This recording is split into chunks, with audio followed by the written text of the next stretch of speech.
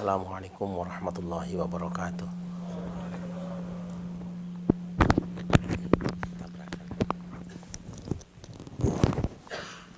Alhamdulillahi haqqa hamdih wassalatu wassalamu ala sayyidina Muhammadin khairi ibadih wa ala alihi wa ashabihi wa man tabi'ahu min ba'dih. Rabbi shrah li sadri wa yassir li amri wa hlul 'uqdatam min lisani yafqahu qawli.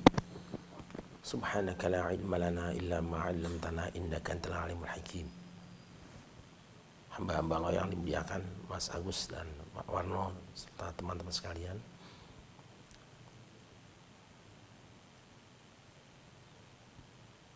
Hampir 40 tahun saya mempelajari Al-Quran, mulai dari menghafalkan ayat-ayatnya, mempelajari ulumul Qur'annya, sampai sekedar punya tafsir, mungkin ada 70 judul barangkali di rumah, tapi nggak dibaca karena kebanyakan.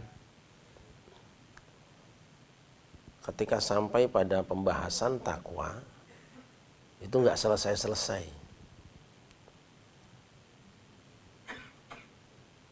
Ada di antara kita yang biasanya kalau disebut takwa itu mengerjakan perintah Allah dan meninggalkan larangannya.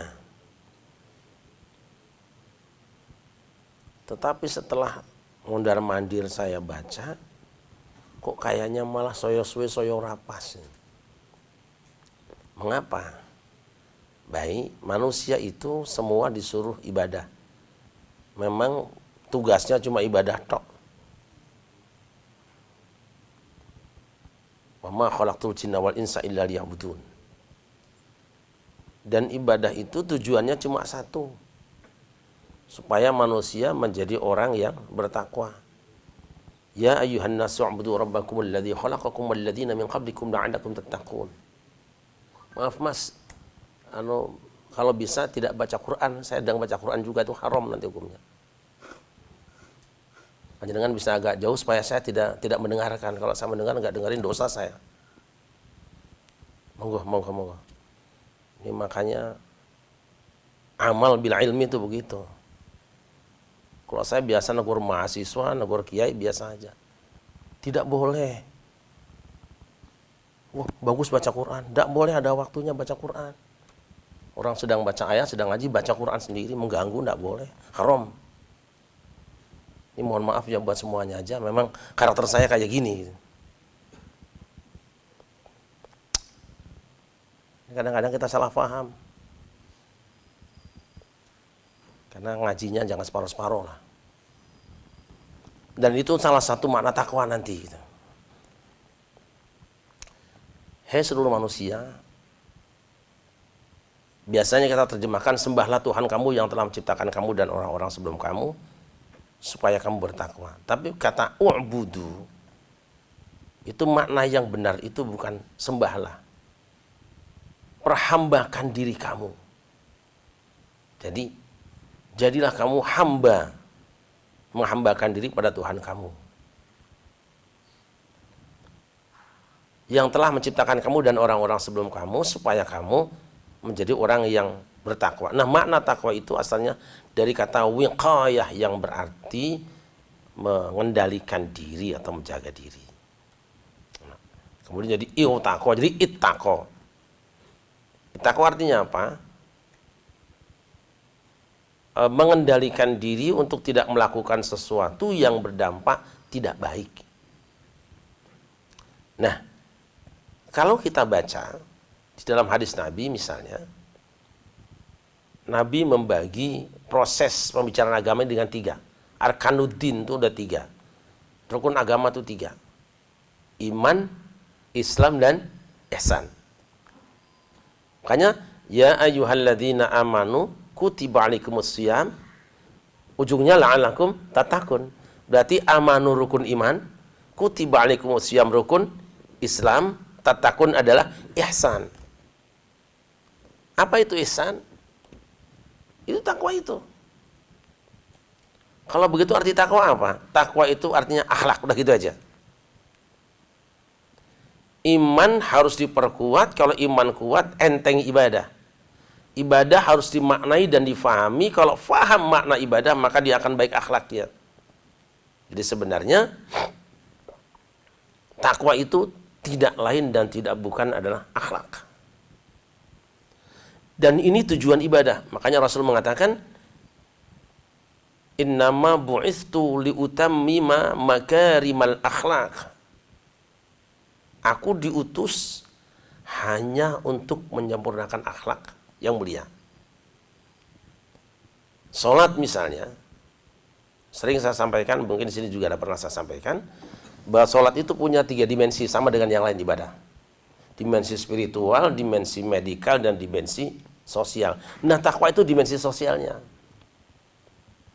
Dari mana menangkapnya? Dari pesan gerak dan statement di dalam salat. Di dalam sholat itu ada Allahu Akbar yang diulang-ulang takbir. Dan gerakan-gerakan sholat mencerminkan orang yang merendahkan diri. Ruku, sujud, duduk. Duduknya saja dipaksa dingkluk dengan lipatan kaki. Artinya apa? Sholat adalah kampus yang akan memprodak orang bertakwa dalam pengertian takwa tawadu. Maka kalimat takbir tidak boleh dibarengkan dengan kata kaburan. Kalau sholat merupakan rukun yang kedua setelah syahadat, maka ini merujuk kepada sejarah dulu. Dosa pertama di dalam kehidupan dunia ini apa? Dosa takabur, dosa iblis. Ketika Allah menciptakan Adam dan Hawa, menciptakan Adam, mereka suruh sujud. Iblis tidak sujud. Aba wastakbaro. Dia tidak mau dan menyombongkan diri. Malaka anta takabbara fiha. Takabur. Nah, pengobatan takabur turunan iblis ini kemudian disembuhkan dengan sholat. Allahu Akbar. Takabur dengan takbir itu satu derivat katanya.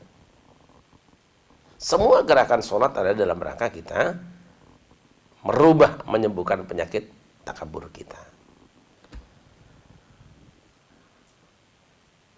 Puasa misalnya, sama. Puasa juga adalah la'alakum tatakun. Supaya kamu bertakwa. Takwa apa yang akan diraih?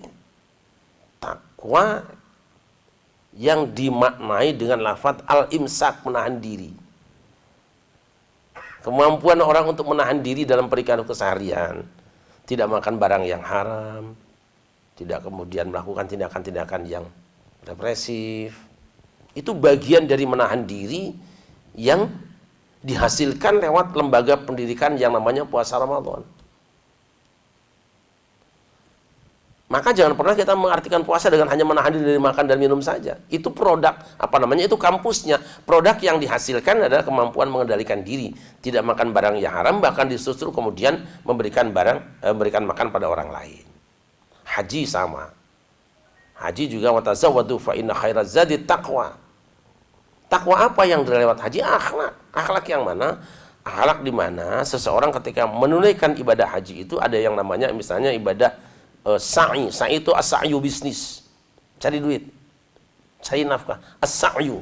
Wa illa yasal insani illa ma sa'a. Manusia tidak akan mendapatkan kecuali dari apa yang dia usahakan. Jadi sa'i itu gambaran bisnis, gambaran usaha. Bisnis mana yang takwa itu? Sa'i itu antara sofa dan marwah. Sofa itu bersih. Marwah itu berlimpah. Dan menjaga kehormatan. Jadi bisnis itu kalau mau sukses, satu, bisnis yang bersih, yang halal. Kedua, jaga kehormatan. Sukses, dia akan berlimpah hasilnya. Caranya bagaimana? Dia tidak jalan. Lari. Artinya tidak tidak loyo. Tetapi juga larinya tidak ngebut. Dia tidak ngoyo. Dalam bekerja tidak boleh loyo, tidak boleh ngoyo. Sedang-sedang saja. Ini dia pendidikan ini. Kalau saja semua orang yang pulang naik haji memahami pesan ini, dan tidak hanya memahami pulang haji kemudian bersih dosanya, gundul kepalanya, putih semua bajunya. Bukan cuma itu. Maka kita bisa bayangkan 50 juta penduduk Indonesia sudah haji. Jika perilaku takwa hasil haji ini dibawa, tidak ada korupsi di Indonesia. Tidak ada. Karena orang-orang yang korupsi juga banyak yang udah naik haji. Malah banyak orang yang tidak naik haji karena duitnya sedikit, nggak bisa korupsi. Kalau ini dimaknai dengan benar, maka insya Allah menjadi baik. Nah, saya ulangi bahwa takwa itu tidak lain dan tak bukan adalah al-akhlaqul karimah, budi pekerti yang baik. Dan puncak dari ketakwaan itu ada pada ayat 13 surah Al-Hujurat. Yang pernah saya bahas bahwa surat Al-Hujurat itu gambaran keragaman umat Islam. Ya ayyuhan nas, inna khalaqnakum min dzakari wa untha wa ja'alnakum syu'uban wa qabaila lita'arafu. Inna akramakum indallahi atqakum, innallaha alimul khabir. Wahai seluruh manusia, kami menciptakan kamu dari satu orang laki-laki dan satu orang perempuan. Artinya dimulai dari anggapan kesetaraan umat manusia. Sekarang kan sedang mengejala, manusia sedang sibuk pamer silsilah. Ini sedang musim ini. Kalau orang mau bicara disebutkan silsilahnya dulu. Anu bin Anu al Anu. Itu musim ya. Karena banyak manusia yang ingin mengabadikan kehormatannya walaupun tidak punya prestasi dengan membuat gelar-gelar untuk dirinya. Gelar-gelar yang memisahkan dirinya dari orang lain. Kalau untuk pengenalan tidak masalah. Daerah Makassar Andi, orang Jawa Raden, orang Sunda juga Raden, ada Tengku boleh. Tetapi jika digunakannya alat tadi untuk memisahkan diri dari orang lain dan merasa lebih baik dari orang lain, itu yang haram. Min dzakarin wa untha.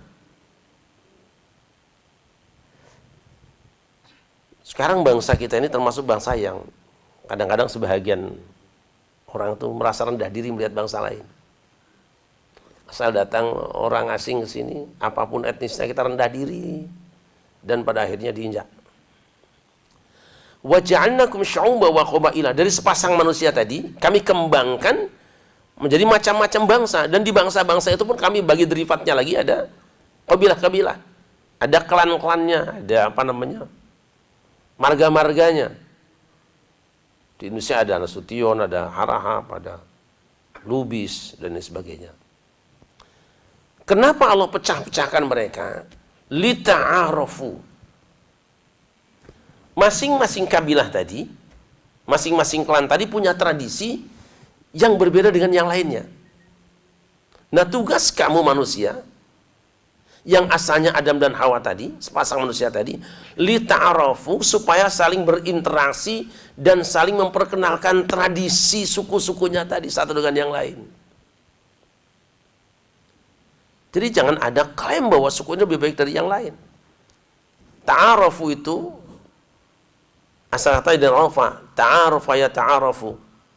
Lita ta'arafu, supaya kamu saling berkenalan, dan maknanya adalah saling mengenal tradisi uruf lah. Uruf itu apa ya?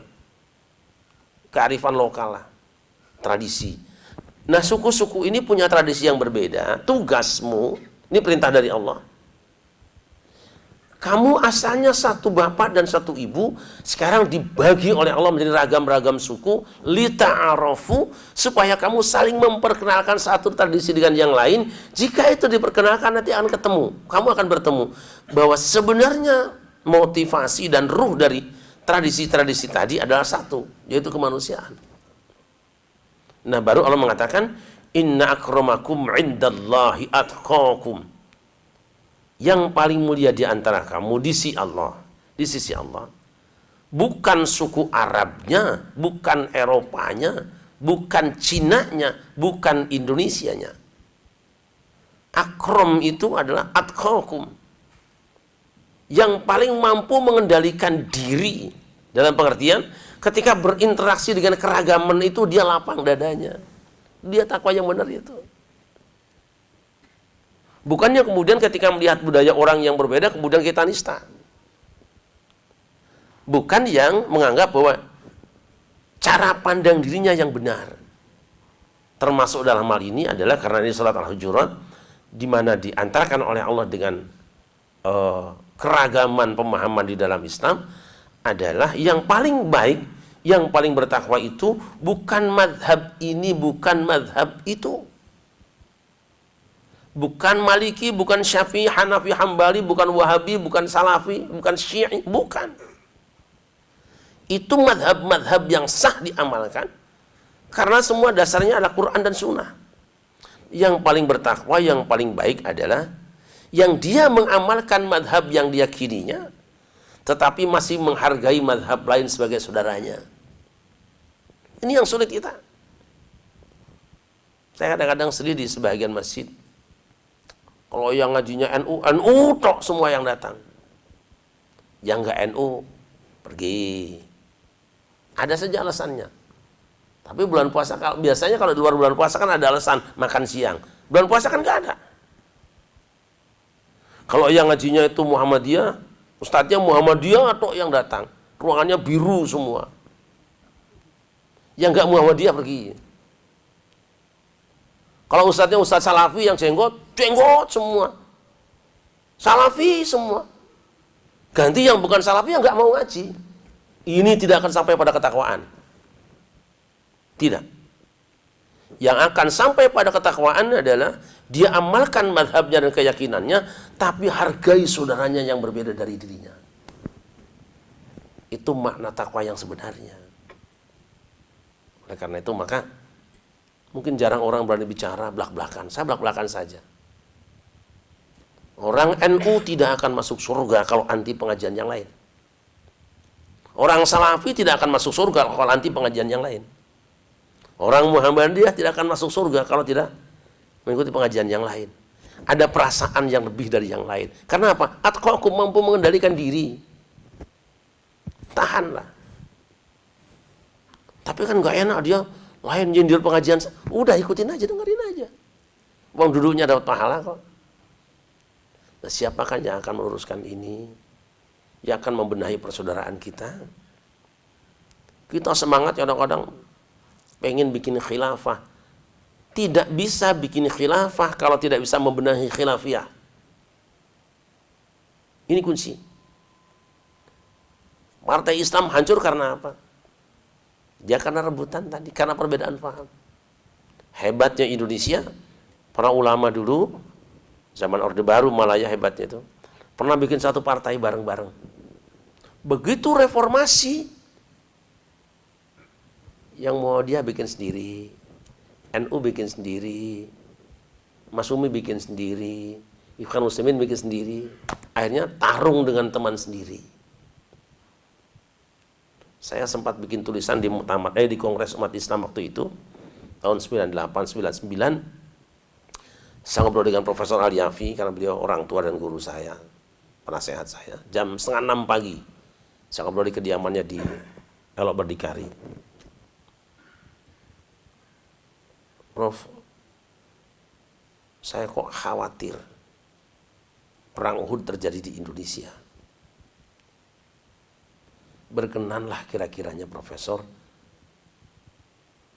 menasehati para pimpinan ormas jangan sampai bikin partai baru. Beliau bilang apa? Kalau tokohnya itu juga, saya tidak punya harapan.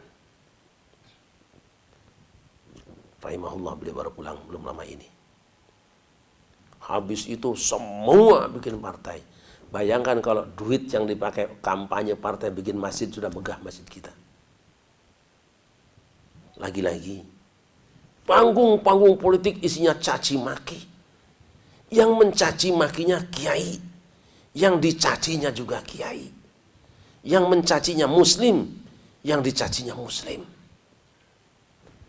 Inna akramakum indallahi atqakum. 2024 kita harus berlomba jadi orang bertakwa, yaitu orang-orang yang bersemangat mengamalkan syariat Islam sesuai dengan yang diyakini, dan di saat yang sama tetap tersenyum dengan saudaramu yang berbeda pemahaman. Karena apa? Ada orang lain yang tidak ingin kita menang. Itu kuncinya. Dalam pengertian menang itu apa? Menang dalam arti umat Islam berperan lebih banyak di negeri ini.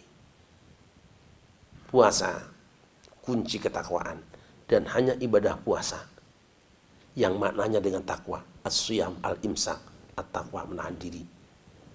sebulan ramanya kita dirawat di rumah sakit Ramadan. Mudah-mudahan kita semua disembuhkan oleh Allah Subhanahu wa taala. Terima kasih. Hasbunallahu wa ni'mal wakil. Assalamualaikum warahmatullahi wabarakatuh.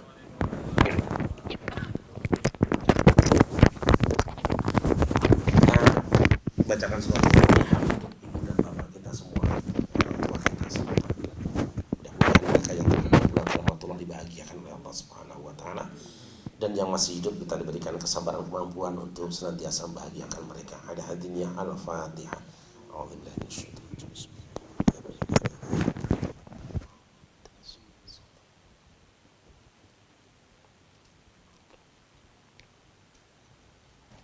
اللهم صل على سيدنا محمد وعلى ال سيدنا محمد سيد الاولين والاخرين وسلم رضي الله تبارك وتعالى عن كل صحابه رسول الله اجمعين.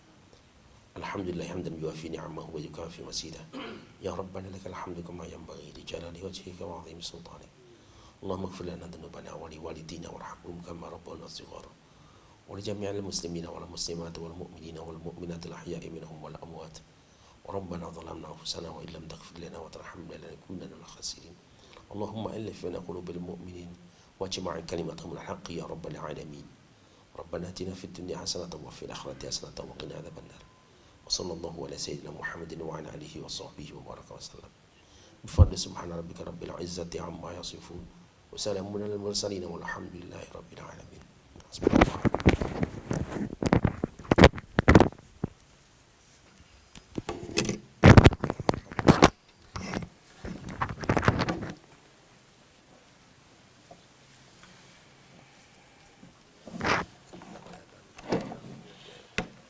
Thank you.